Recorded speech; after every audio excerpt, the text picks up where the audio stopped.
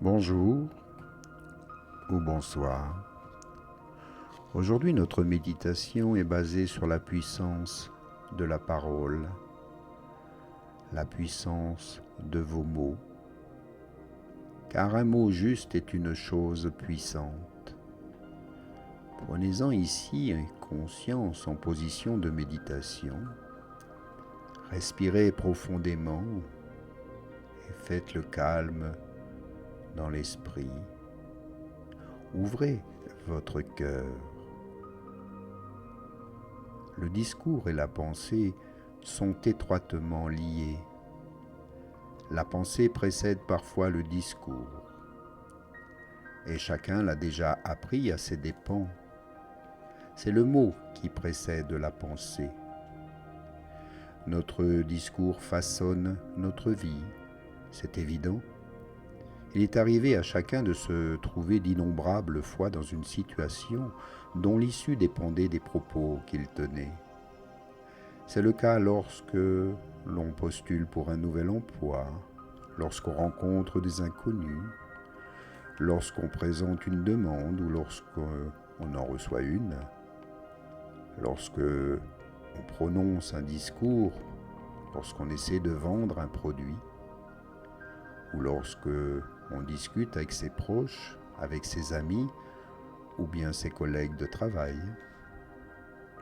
Une phrase malvenue risque de détruire une vieille amitié.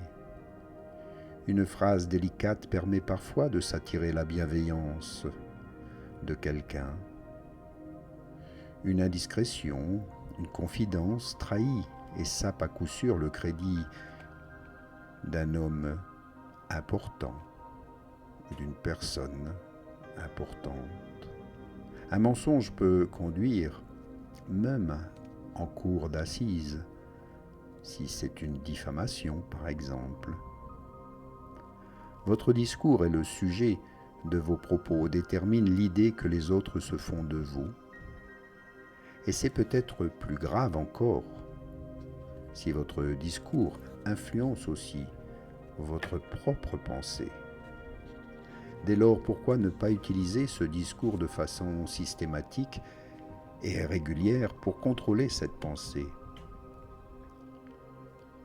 Vous n'êtes pas obligé de me croire sur parole, mais si vous suivez cet enseignement que je vous propose, nul besoin d'avoir la foi. Tout ce dont vous avez besoin, c'est d'assez de curiosité pour tenter l'expérience. Tout au moins, essayez de contrôler votre façon de vous exprimer et observez-en vous-même les effets sur votre façon de penser. Il est plus facile de contrôler ce que l'on dit que de contrôler ce que l'on pense.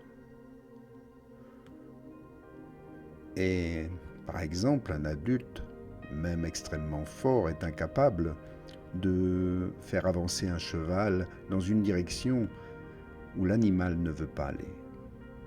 Par contre, avec de l'expérience, de l'entraînement et la connaissance, même un enfant peut diriger le cheval avec un harnais, avec le mors, simplement avec les rênes, et le diriger comme il le désire. C'est la même chose pour nous, contrôler son discours et contrôler par le fait même, sans difficulté ni déplaisir, la puissance énorme de votre esprit. Chacun contrôle son langage jusqu'à un certain point. Chacun censure aussi parfois ce qu'il veut dire, que ce soit par tact ou par discrétion. Il est facile d'étendre ce contrôle partiel à l'ensemble de ces conversations. La majorité des gens ne le font pas et n'en tirent donc aucun profit, tout simplement parce qu'ils n'ont jamais pensé à le faire. Alors essayez, tout simplement. Sachez qu'en règle générale, personne ne s'intéresse aux problèmes des autres. Toujours en parler rend seulement celui qui en parle insupportable à leurs oreilles et à leurs yeux. Ce genre de propos éloigne les amis, mais affecte encore plus gravement celui qui les tient. Raviver des souvenirs pénibles, c'est dans une certaine mesure revivre des situations pénibles. La peur, la haine, la jalousie, l'envie sont des émotions malsaines, destructives. Elles font du tort à la santé de celui qui les éprouve. Il perd aussi son énergie mentale qu'il gaspille à reconstituer le passé quand il s'agit de vivre le présent et de construire l'avenir. C'est bien plus intéressant. Alors ne ravivez pas les blessures anciennes, oubliez-les, laissez-les se cicatriser. Évitez de parler des choses pénibles du passé et de la même manière évitez d'insister sur la tristesse du présent. Si quelqu'un ou quelque situation vous pèse, si vous voulez vous en débarrasser d'une mauvaise habitude par exemple, alors n'en parlez plus. Si vous vous décrivez en paresseux, en sot, en timide ou comme quelqu'un qui remet tout à plus tard, vous bâtissez dans votre esprit, dans celui des autres, une image de vous qui correspond à la description que vous en faites. Comme tout le monde, vous avez tendance à devenir conforme à votre réputation. Vous êtes pareil à un personnage de pièce de théâtre où vous identifiez au rôle que vous avez choisi et que les autres s'attendent à vous voir jouer. Alors si vous voulez changer de rôle, cessez d'insister sur vos anciennes répliques. Arrêtez d'y porter attention et arrêtez d'en parler surtout. L'idiot montre à tout le monde le trou qu'il a dans son tapis. Le sage met le pied dessus pour le dissimuler. Ne parlez pas de ce que vous ne voulez pas vivre. Toute conversation se prolonge dans la réalité. Parlez de ce que vous voulez connaître et expérimenter. Parlez de votre bonne santé, de la richesse, de la joie. Parlez-en de façon générale, sans révéler que vous en avez trouvé le moyen. Et atteindre les choses avec de meilleures pensées. C'est prendre soin de soi, de ses paroles, de ses actes. Si vous continuez de parler comme je vous le recommande, vous vous apercevrez bien vite que vous pensez ce que vous dites et que les autres le pensent aussi.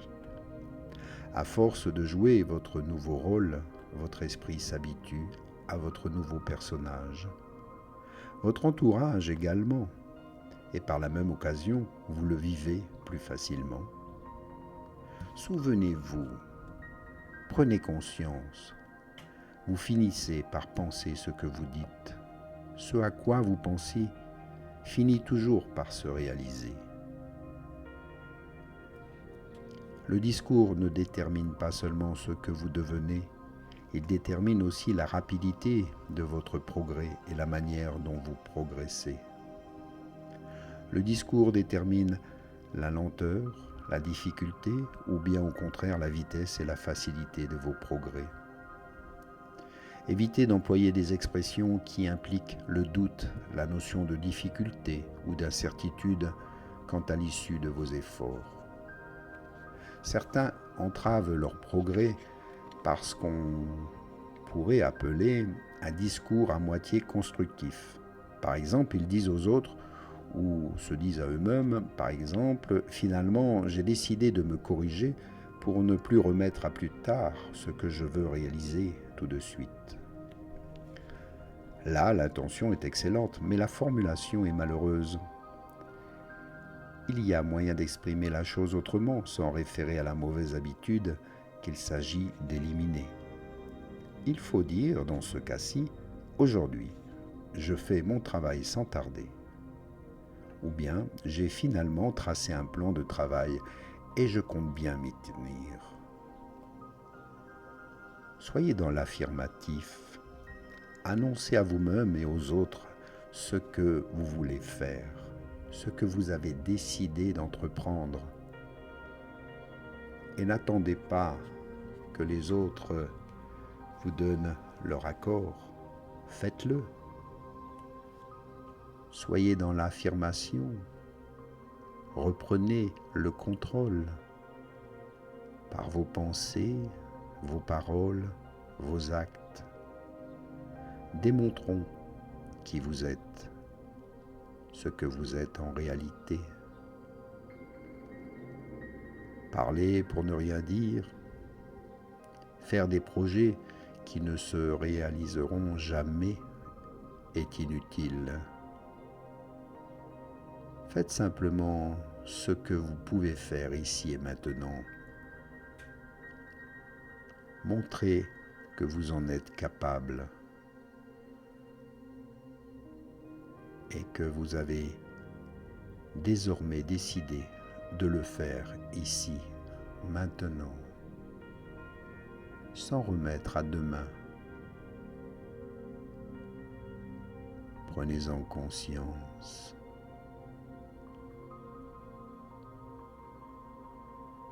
Inspire et expire. Apprécie ce moment.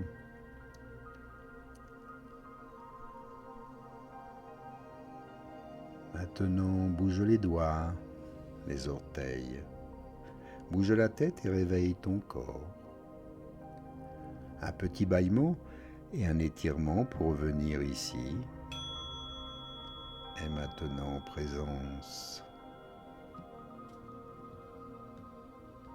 Travaillez encore sur la manière de vous exprimer. Prenez le temps de choisir les mots. Comme disait un proverbe, tournez cette fois sa langue dans sa bouche avant de parler.